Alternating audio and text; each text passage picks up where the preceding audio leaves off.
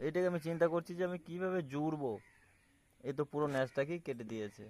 এ তো মানে কি বলবো, দেখছি। হুম। হুম। ইস, পুরোপুরিভাবে আলাদা হয়ে গেছে দেখো, পুরোপুরিভাবে। তো এটাকে জুড়বো কিভাবে ন্যাচটাকে আমি?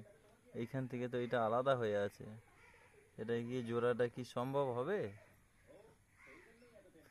আহা, ইহি, মানুষ, ইস, আরে দেখো দেখো কি অবস্থা করেছে দেখো।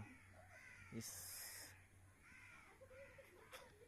আহা, ওহো, মাই গড, ইস,